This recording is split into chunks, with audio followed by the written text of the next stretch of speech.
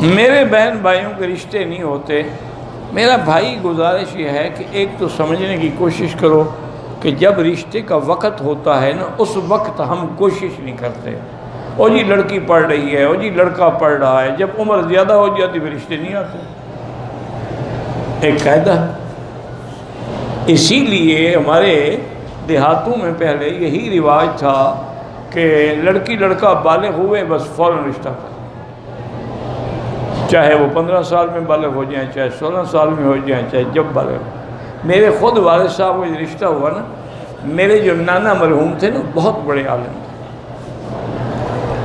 یعنی میرے والد صاحب جب پڑھتے تھے نا اس وقت وہ پڑھاتے تھے، اس وقت بھی وہ عالم تھے اور والد صاحب ابھی پڑھ رہے تھے. لیکن بدقسمتی ہے کہ بریلوی عالم تھے. اور میرے والد صاحب دیوبند سے پڑھ کے آئے، جوانی بھی تھی، تازہ علم بھی تھا، تو آپ جناب تقریریں کرتے ان کے خلاف. اور وہ اتنے بڑے عالم تھے اور متقی پرہیزگار اور اتنا خوبصورت آدمی تھا. میں نے تو نہیں دیکھا اپنے نانا کو. لوگ کہتے ہیں جو زندہ ہے وہ کہتے ہیں کہ حضرت کپڑا سر پہ چہرے پہ ڈال کے بیٹھتے تھے، باہر جاتے تھے تو ایسے تھوڑا سا کپڑا کھینچ دیتے تھے چادر کا کہ کوئی لڑکی یا عورت دیکھ کے فتنے میں مبتلا نہ ہو جائے. اتنا خوبصورت آدمی تھا. بہرحال قصہ یہ ہے، والد صاحب فرماتے ہیں کہ میں بیٹھا ہوا تھا، اس وقت ہمارے غربت کی انتہا تھی. یعنی وہاں مسجد کے ساتھ جگہ تھی، اسی کے اندر وہ تھوڑا بہت ساگ واگ لگا لیتے تھے، وہ اسی پہ گزارا ہوتا تھا، طلباء کا بھی اور والد صاحب کا بھی. اور مسجد تھی وہ بھی چھوٹی سی، اور ایک شیشم کا بہت بڑا درخت تھا پرانے وقت، اس کے سائے کے نیچے بیٹھ کے والد صاحب تعلیم دیتے تھے. غربت کا عالم تھا، غربت کی انتہا تھی. والد صاحب فرماتے ہیں کہ میں بخاری شریف پتہ نہیں کوئی کتاب پڑھا، دیکھا تو میں نے دیکھا کہ مولانا تشریف لا رہے ہیں. میں حیران ہو گیا کہ مولانا رسول صاحب میرے مدرسے میں کیسے آئے. میں خیر جلدی سے اٹھا، بزرگ تھے، عالم تھے. میں نے ان کی گھوڑی پکڑی، طلباء سے کہا کہ گھوڑی کی طرف لے جاؤ. ایک ٹوٹی پھوٹی چارپائی تھی، اس پہ آ کے حضرت کو بٹھایا.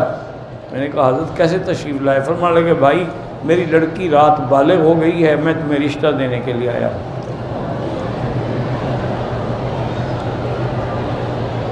میں نے کہا حضرت کیا کہہ رہے ہیں آپ؟ ٹھیک ہیں، ہوش میں ہیں؟ کیوں، کیا ہو گیا؟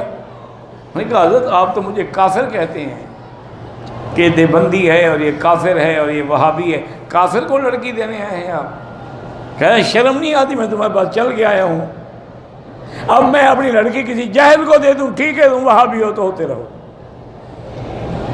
لڑکی تو میں نے عالم کو دینی ہے نا کسی کو، اور یہاں اور عالم ہے کوئی نہیں، بس کل آ جاؤ اور نکاح کر کے اپنی بیوی کو لے جاؤ. یہ لوگ تھے.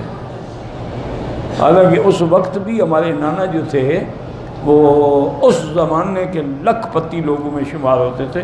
لاکھوں روپے انہوں نے لوگوں کو دیے ہوئے تھے تجارت کے لیے. الحمدللہ اکثر تو کھا گئے، کسی نے شاید واپس بھی کر دیے ہوں، جو ہم نے سنا ہے، اور ہمیں تو پتہ کوئی نہیں ہے. تو اصل میرا بھائی یہی ہے کہ لڑکی بالغ ہو، لڑکا بالغ ہو، شادی کر دو، کوئی جھگڑا نہیں ہوگا.